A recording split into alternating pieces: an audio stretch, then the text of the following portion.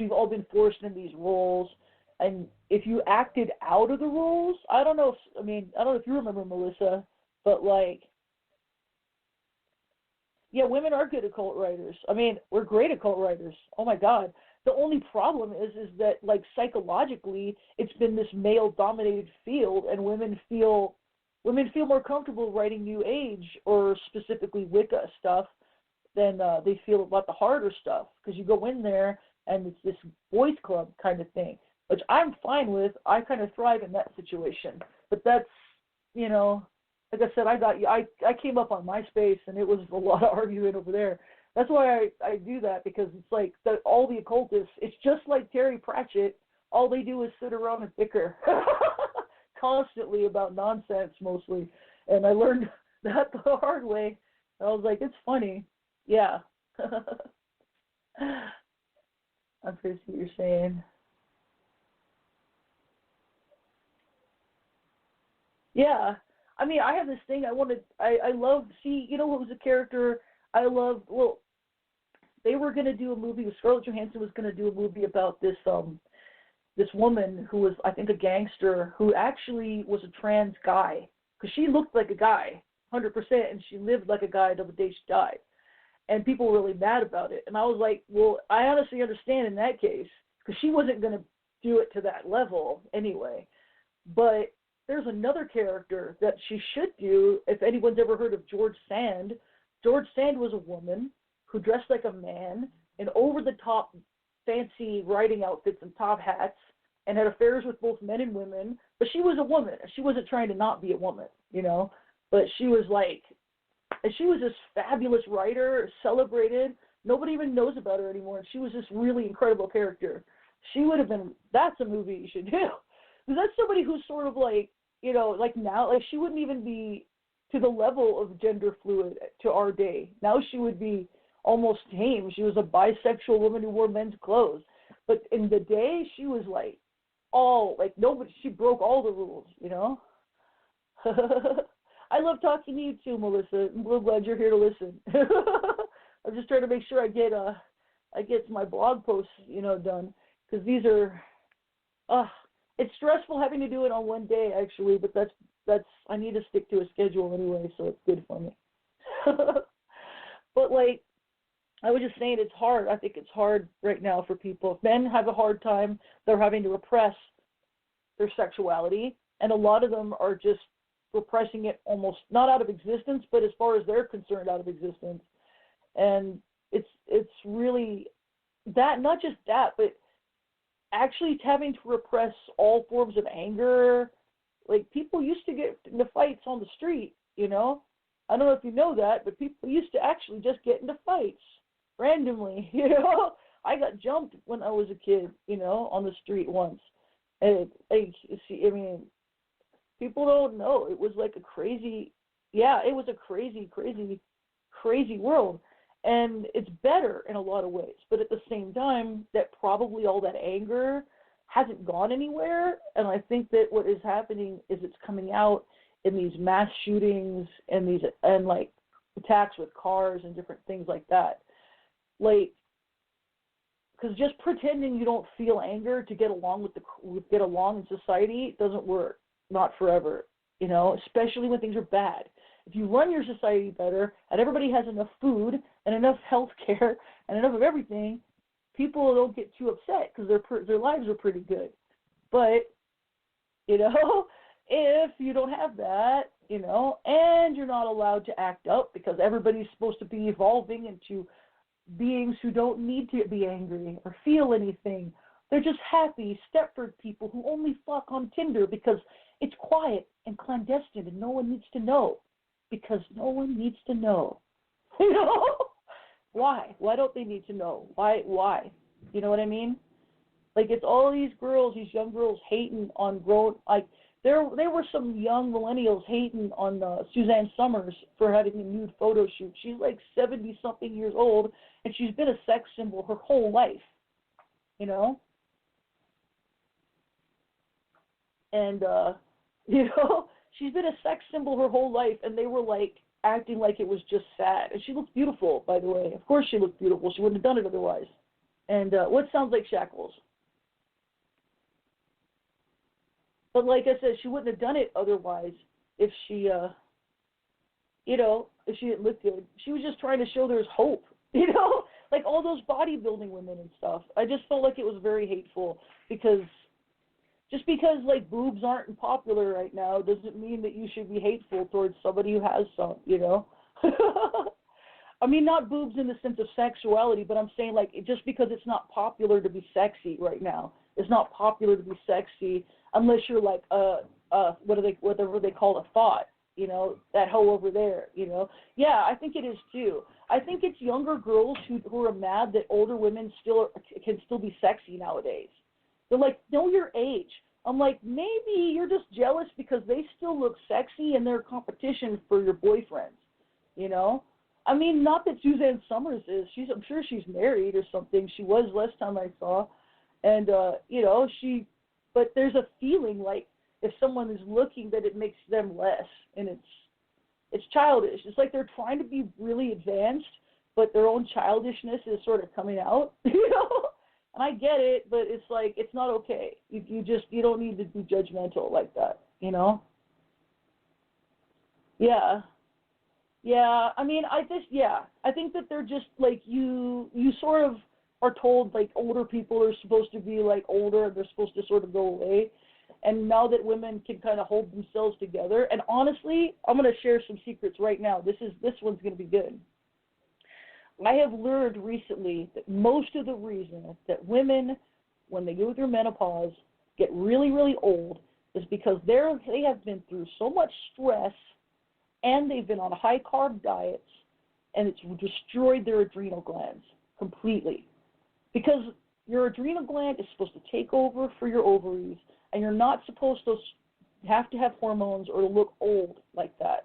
That's because your whole body has just been destroyed.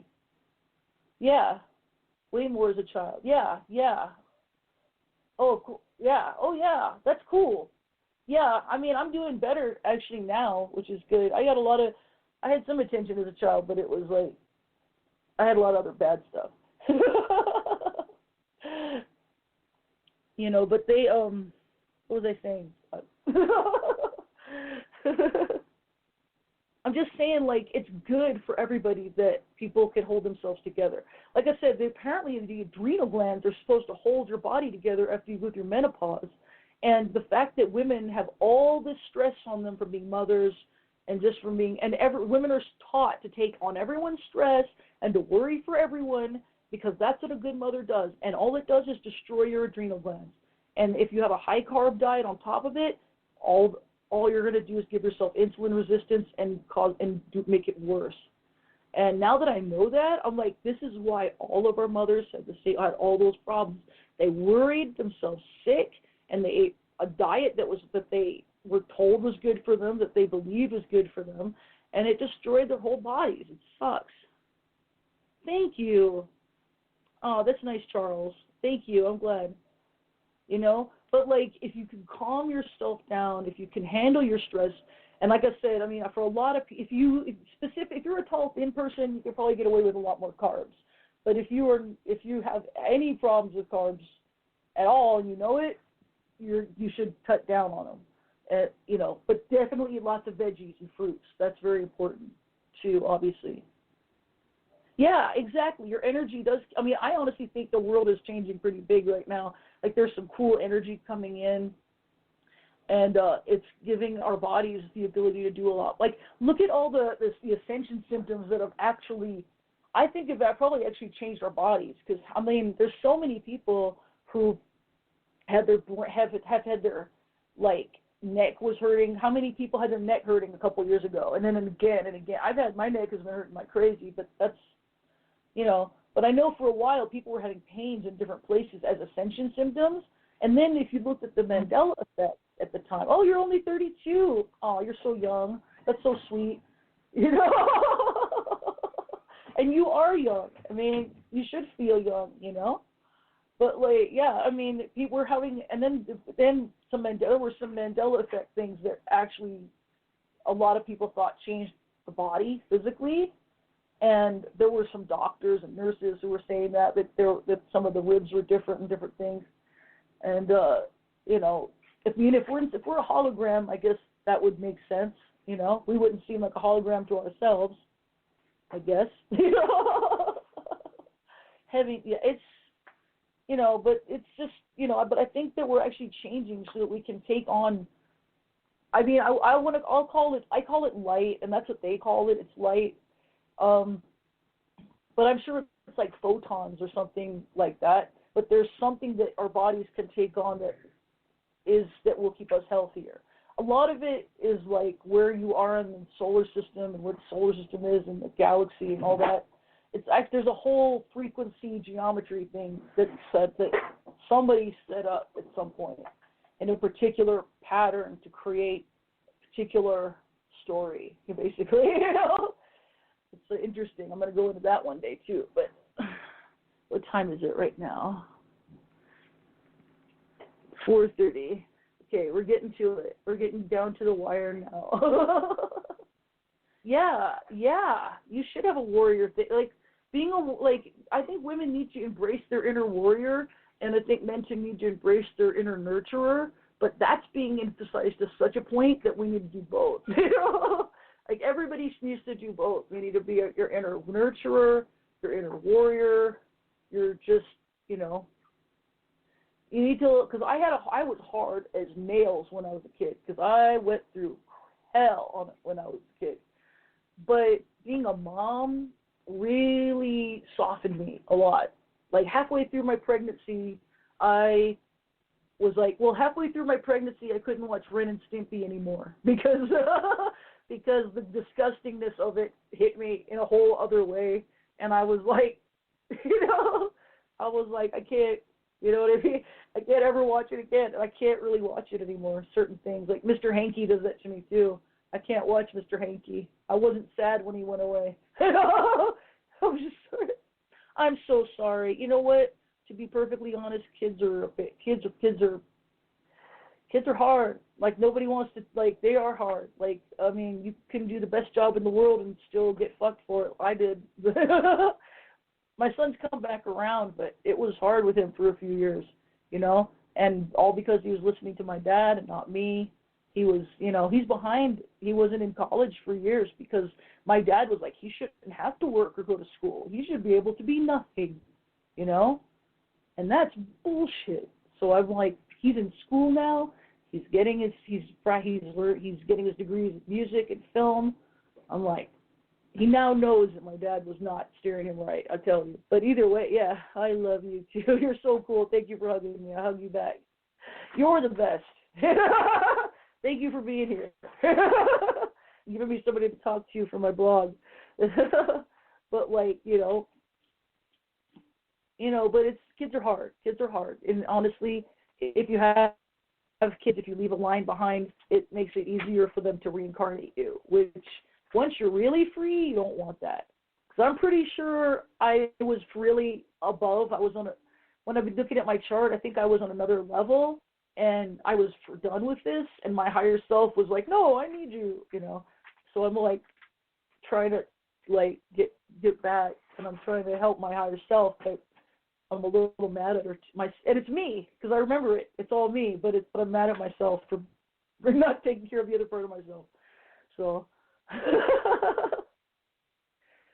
they are, to be real, they are a pain in the butt. I mean, when they're little, they're great, and you always think, and I mean, he's doing better, but I mean, my dad was telling him stuff like all I wanted was to live through him and all this other stuff, and I was like, I want you to have a life so I don't have to feel like my son's just sitting there doing nothing with his life, you know? You have so much to give, and you have no self-esteem because of Granddad. But it's okay. It helps me too. I'm glad that, you know. But like, it's hard. It's hard for both of us. If I have one thing to say, it's like, just, you know, men look, and it's okay. They don't want to necessarily attack you just because they find you beautiful. And you shouldn't, and we can tell. Like, if a guy's a white knight and he's pretending to be nice, we can tell, you know. If you're just looking out of admiration and respect, all good. That's all good, you know. And on the opposite, like women need to feel secure most